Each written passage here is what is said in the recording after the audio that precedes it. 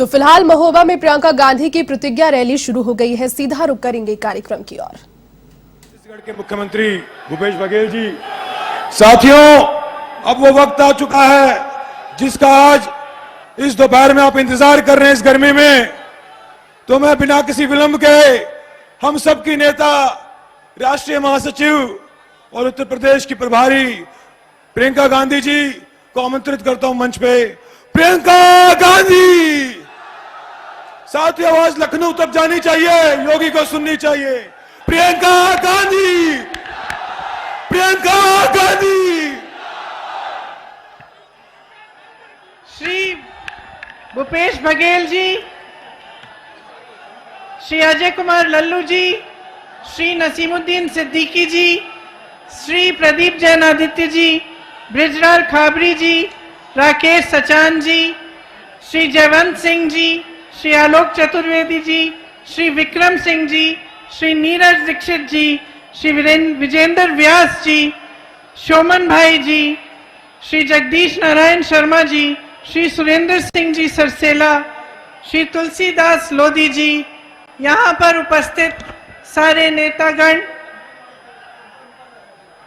Congress party के पदाधिकारी, सचिव, महासचिव, आप सबका इस सभा में स्वागत। इसके साथ साथ बुंदेलखंड के सब भैया बहनन को राम राम और सब मड़ियन को, सब मोड़ियन को बहुत बहुत प्यार। हमारे बड़े भाग की हमको आल्हा उदल रानी लक्ष्मीबाई, झलकारी बाई, महाराजा छत्रसाल, दीवान हरदौल जो, राष्ट्र कवि मैथिली शरण गुप्त, स्वामी ब्रह्मानंद महाराज की महान और वीरों की धरती पर आबे को मौका मिलो। महोबा वालों, यहाँ आकर मुझे बहुत खुशी हो रही है और एक तरह से थोड़ा दुख भी है। 2 हफ्ते पहले मैं आप ही के बुंदेलखंड में ललितपुर गई थी। मैंने सुना कि 2 किसानों ने आत्महत्या की है और 2 किसानों की मृत्यु खाद की लाइन में खड़े खड़े हो गई। तो मैंने सोचा कि मुझे जाना चाहिए, मिलना चाहिए। और जो मैंने देखा, जो मैंने सुना, उससे मुझे खास तौर पे बुंदेलखंड के लोगों के लिए बहुत दुख हुआ। जब मैं वहां पहुंची तो एक छोटे से घर में उन किसानों के परिवार के सदस्य बैठे थे। मैंने उनकी विधवाओं से बात की, उनकी बेटियों से बात की, उनके भाइयों से बात की। पता चला कि सिंचाई का पानी नहीं मिल रहा था। अचानक 2-3 दिनों के लिए अच्छी तरह से बारिश हुई। जब बारिश हुई तो बहुत खुश हो गए थे। उन्होंने सोचा कि अगर अच्छी खाद डाल दूं तो फसल अच्छी तरह से उग जाएगी।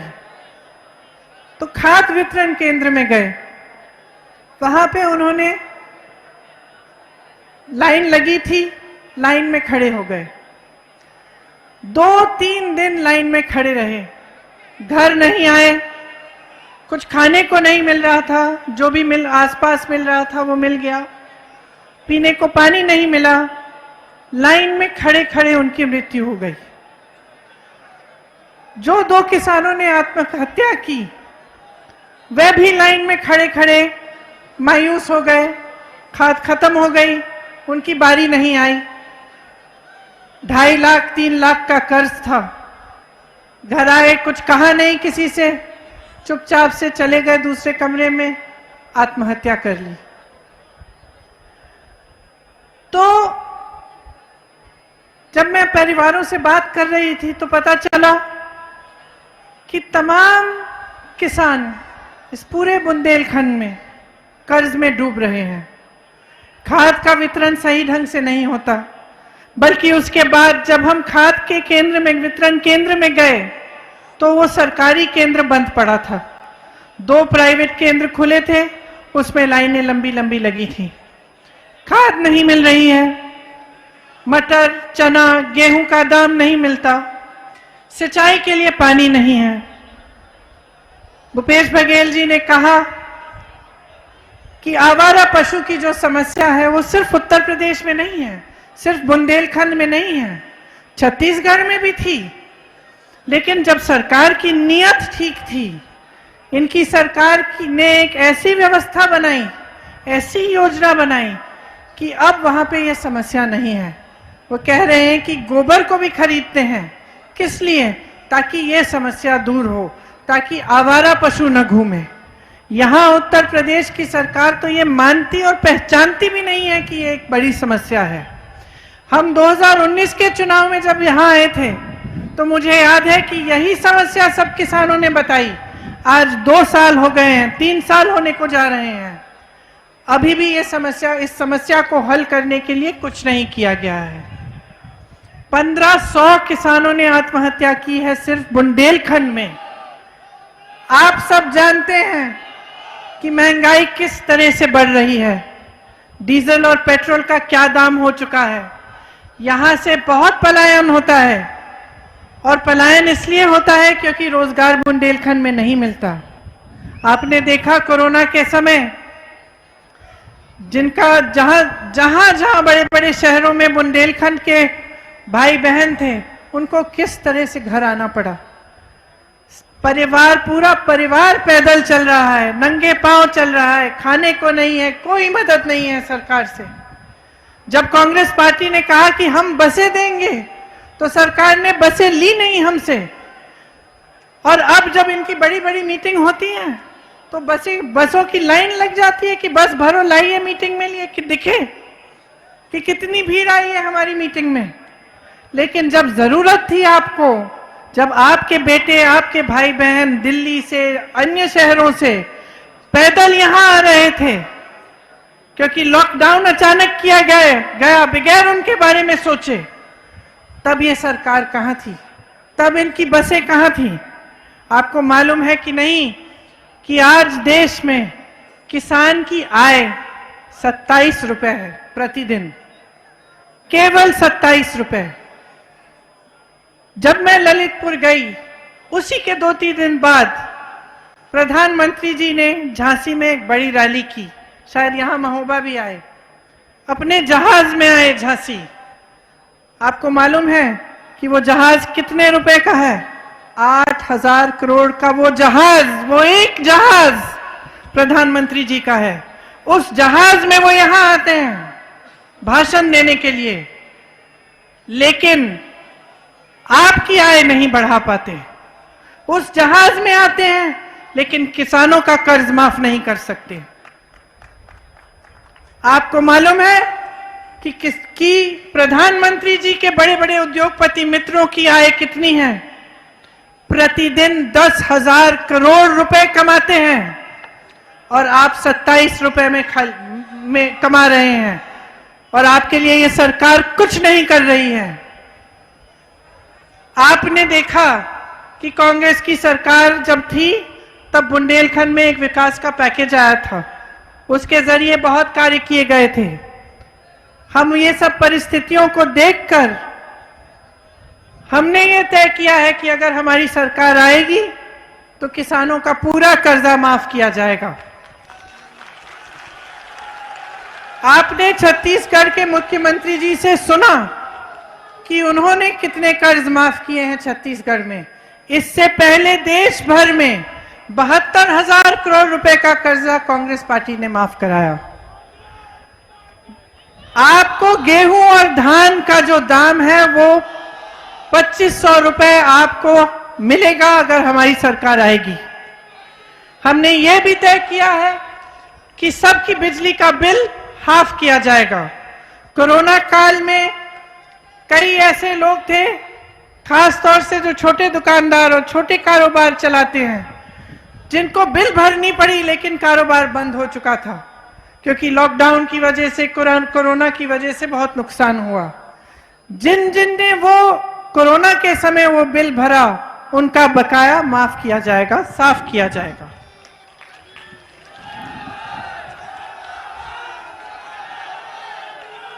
हमने ये भी तय किया है कि जो आवारा पशु की समस्या है उसको दूर करने के लिए जो छत्तीसगढ़ में मॉडल है वही हम यहाँ पे भी करवाएंगे, ताकि यहाँ पे भी जो ये समस्या इतनी बड़ी हो चुकी है कि मेरी बहनें भी रात रात, मैंने सुना है कि आप भी रात रात खेत में बैठी रहती हैं आवारा पशुओं को भगाने के लिए, मेरे भाई भी बैठते हैं, तो ये समस्या इससे दूर हो जाएगी।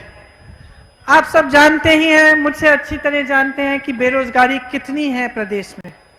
जहां जहां मैं जाती हूं नौजवान दिखते हैं, बहुत पढ़े लिखे भी होते हैं, सब ने अपनी मेहनत की कमाई से सबसे पहले अपने बच्चों को पढ़ाया है।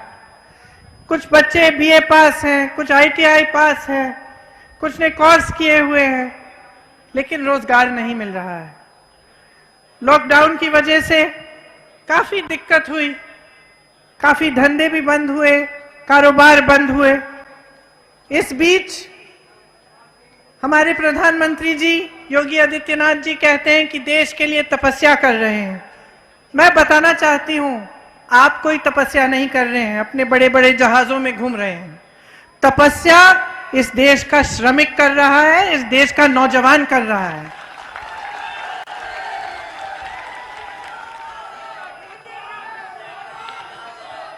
जिन परिवारों को सबसे ज्यादा आर्थिक मार कोरोना के समय मिली, जिनको जो सबसे ज्यादा गरीब हैं, जिनके छोटे छोटे कारोबार बंद हुए, उनके लिए अगर कांग्रेस की सरकार आएगी तो 25,000 रुपए दिए जाएंगे, ताकि वो फिर से अपने पैरों पर खड़ा हो सके। हमने तय किया है कि 20 लाख सरकारी रोजगार दिलवाएंगे, और अगर कोई भी बीमारी हो, कैसी भी बीमारी हो, तो 10 लाख रुपए तक सरकार इलाज कराएगी।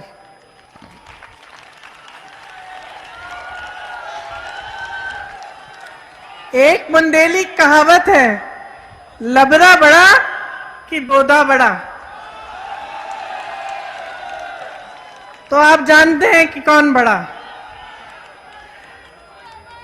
योगी जी, मोदी जी, भाजपा के सब नेता यहां आकर मंच पर खड़े होकर आपके सामने झूठा प्रचार करते हैं, बड़े बड़े वचन देके जाते हैं। आपने अब खुद परख लिया है कि उन वचनों को किस तरह से वो निभाते हैं।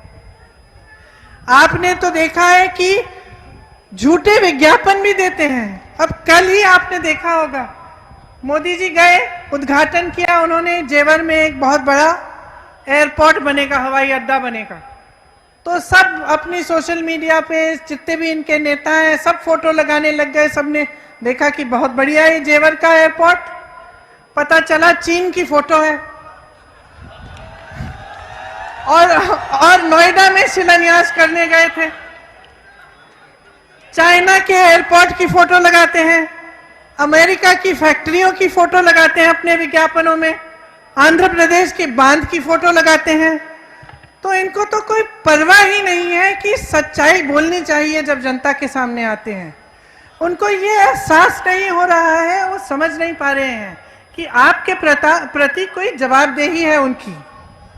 वे समझ रहे हैं कि उनका काम सिर्फ चुनाव में झूठे वचन देना, यहां आना, मंच पर तमाम आपके सामने वचन दे, उसके बाद आपको भूल जाएं, चुनाव जीत जाएं।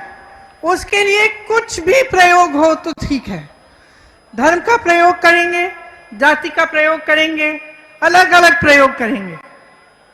अब देखिए, कोई नहीं कहता कि जाति का अधिकार आपको नहीं मिलना चाहिए, आपको पूरी तरह से मिलना चाहिए। राजनीति में धर्म का, जाति का प्रतिनिधित्व पूरी तरह से होना चाहिए, लेकिन चुनाव के समय आपके विकास के मुद्दे की बात होनी चाहिए। चुनाव के समय जो भी नेता आपके सामने आए वो आपको बताए आपके लिए क्या करने जा रहा है, और चुनाव के बाद जो 5 साल है उसमें करके दिखाए, नहीं तो अगले चुनाव में आप उनको हराइए। ये बात जब तक आप नहीं समझेंगे, जब तक आप अलग अलग तरह की राजनीति के जाल में आप फंसे रहेंगे तो आपका विकास नहीं होगा। तो जो भी आपके सामने आएगा वो समझेगा हम कुछ भी कह सकते हैं, चुनाव जीत के जाएंगे, उसके बाद हम भूल जाएंगे, तो किसी को परवाह नहीं है, कोई हमसे जवाब नहीं मांगेगा। मैं आपसे ये कहने आई हूं, यहां आपकी अपनी शक्ति एक बहुत बड़ी शक्ति है, इसे पहचानिए, जवाब मांगिए और मुद्दों पर मांगिए। अगर सिंचाई का पानी नहीं है तो क्यों नहीं है? अगर बड़े बड़े हवाई जहाजों को खरीदने का पैसा है, हजारों करोड़ हैं, तो आपके बकाए माफ क्यों नहीं हो रहे हैं?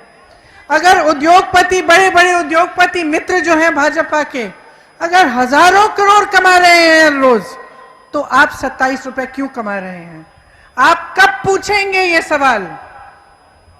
कब तक आप ये नौटंकी देखते रहेंगे अपने सामने कि आपके सामने झूठ बोला जा रहा है, खोखले वचन दिए जा रहे हैं आपको, और आप चुप बैठेंगे? मैं जानना चाहती हूं आपसे, क्या आप आवाज उठाने के लिए तैयार हैं कि नहीं? अपना हक मांगने के लिए तैयार है कि नहीं? जोर से बोलिए। ये आपके हक हैं। यहां का पान प्रसिद्ध है, इसको बढ़ाने के लिए, इसका व्यापार बढ़ाने के लिए क्या किया गया है? जैतपुर की खादी के लिए क्या किया गया है? बरुआ सागर की अदरक के लिए क्या किया गया है? मऊरानी पुर की टेरिकॉट के लिए क्या किया गया है? जालौन के मटर के लिए क्या किया गया है? बुंदेलखंड की मूंगफली के लिए क्या किया गया है? कोई योजना बनाई है कि आप जब उसका व्यापार आगे बढ़े? कोई उद्योग बनाए हैं इन्होंने नए? गौरा पत्थर यहां का सोना है, और यहां क्या हो रहा है? बड़े बड़े पूंजीपति लूट रहे हैं इसको। इनकी जो नई खनन की नीति है भाजपा की, इससे रॉयल्टी बहुत महंगी हो चुकी है।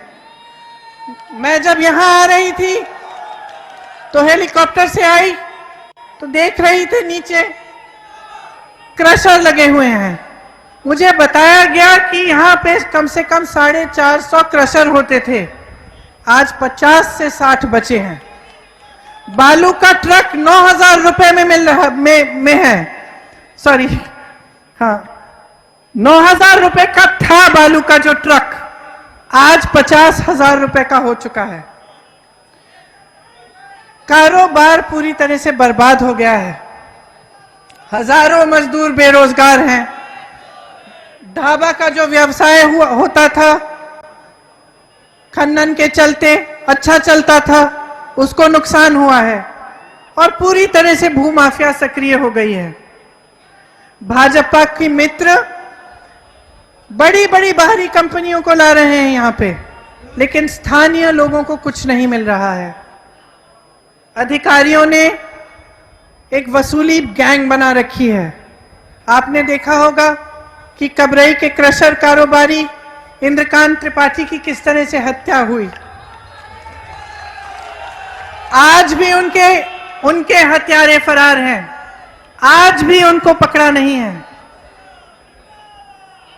बुंदेलखंड पर्यटन में बुंदेलखंड एकदम आगे बढ़ सकता था, यहां अपार संभावनाएं हैं। भाजपा के विधायक पर्यटन के नाम पर जमीन कब्जे कर रहे हैं, अवैध धंधा कर रहे हैं, गौशालाओं के नाम पर धंधा कर रहे हैं। गौशालाओं की बुरी हालत है। यहां के संसाधनों पर किसका हक है? सबसे पहला हक आपका है, किसी और का हक नहीं है। अगर आपको बदलाव लाना है तो सबसे पहले राजनीति में बदलाव लाना पड़ेगा। सबसे पहले आपको ऐसे नेता चुनने पड़ेंगे जो सिर्फ वचन और बड़े बड़े भाषण नहीं, लेकिन काम करके दिखाएंगे आपके लिए।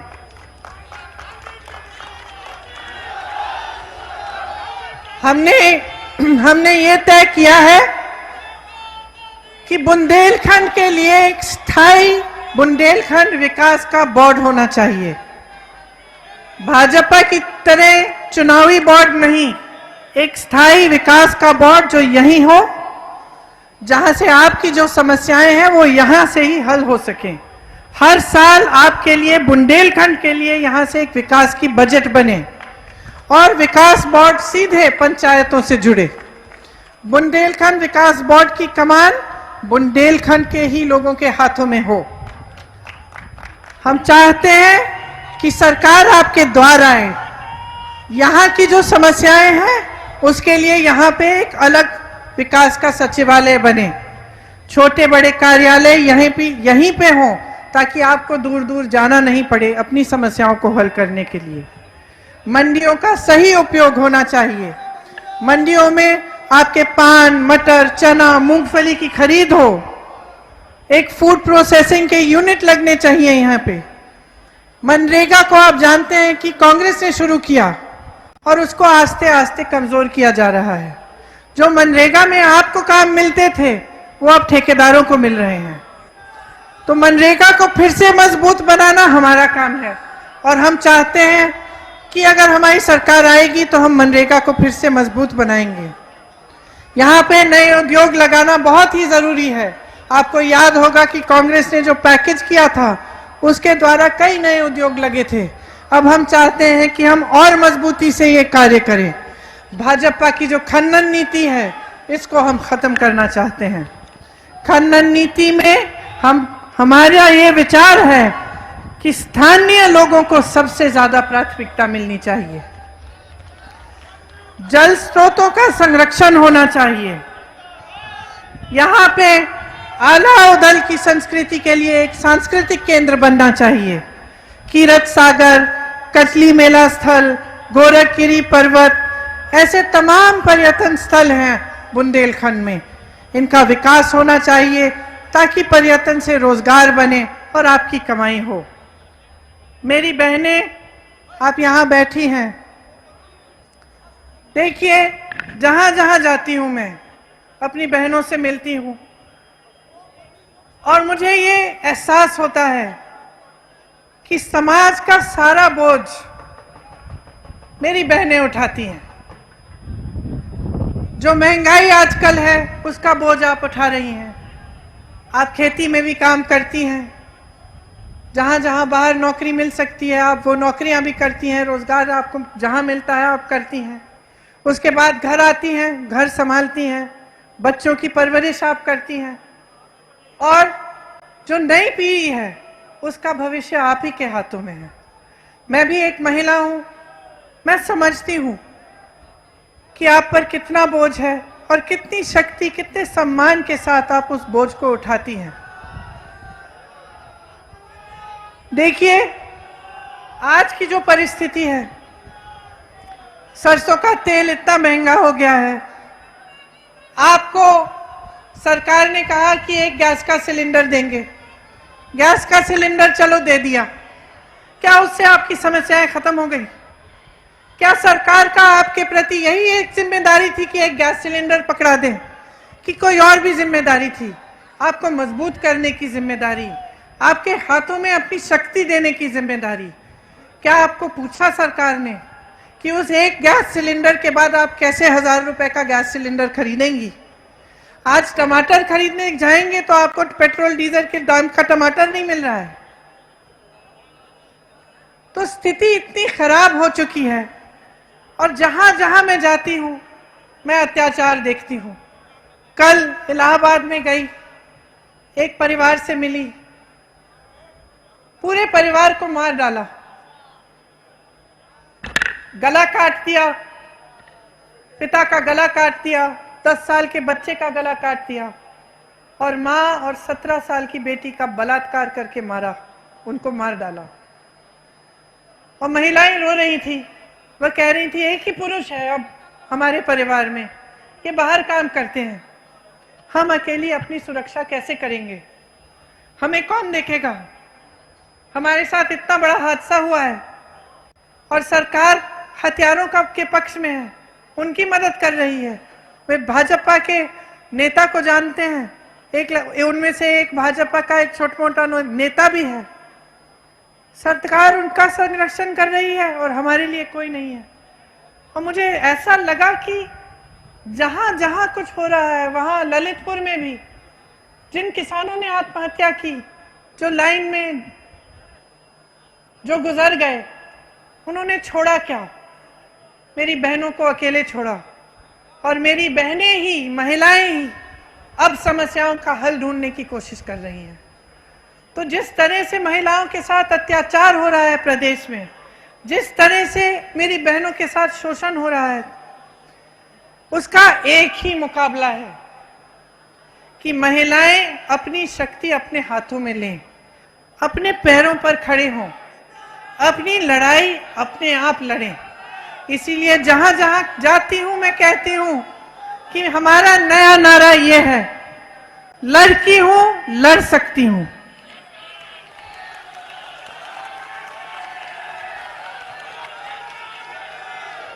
इसका मतलब क्या है? इसका मतलब है कि अब हम इंतजार नहीं करेंगे। हम इंतजार नहीं करेंगे कि कोई और आकर हमारी समस्या को सुलझाए। हम अपनी समस्या को सुलझाने के लिए खुद खड़े होंगे।